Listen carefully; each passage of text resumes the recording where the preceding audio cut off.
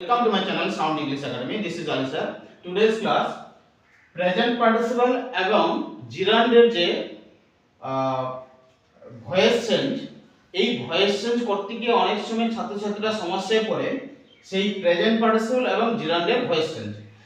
চলো আজকে এই একটা সূত্রের মধ্যে দিয়ে তোমরা প্রেজেন্ট পার্টিসিপল বা জিরান্ড খুব সহজেই শিখে যাবে এবং নো ডাউটলি তোমরা প্রেজেন্ট পার্টিসিপল এবং জিরান্ডের ভয়েস চেঞ্জ করতে পারবে। চলো দেখো আমাদের এই রুলসটা দেখো।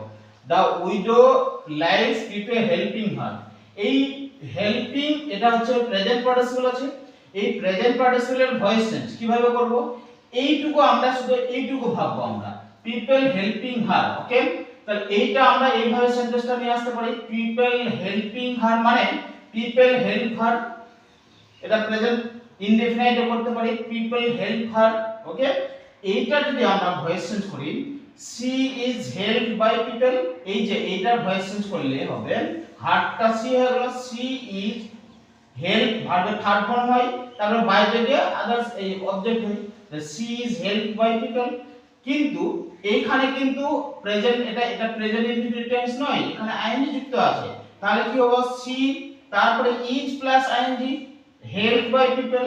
এখানে যেহেতু আইএনজি আছে তাহলে is plus ING help by people. কিন্তু তাহলে এইটা কি হবে? ইজ এর সঙ্গে কি আইএনজি যুক্ত হয়? ইজ এর সঙ্গে আইএনজি যুক্ত হয় না, এটা গ্রামাটিক্যালি ভুল। তাহলে কি হবে? সি ইজটার জায়গায় আমরা কি লিখব? বি। তাহলে she being helped by people, ঠিক আছে? তাহলে সি বিং হেল্প বিং। এবার তাহলে এইটা এটা ভয়েস চেঞ্জ আমাদের এটুকু আমরা ভয়েস চেঞ্জ করে নিলাম। তাহলে ওইটা শুধু আমরা এই যে পার্টটা, এই পার্টটা আমরা শুধু এই পার্টটার সঙ্গে ওটা বাকিটা বসিয়ে দেব। The widow likes being helped by people, এই বিং হেল্পড বাই পিপল এটা আমরা বসিয়ে দিলাম। তাহলে আমাদের এই যে প্রেজেন্ট পার্টিসিপলের ভয়েস চেঞ্জ খুব সহজেই হয়ে গেল, ঠিক আছে?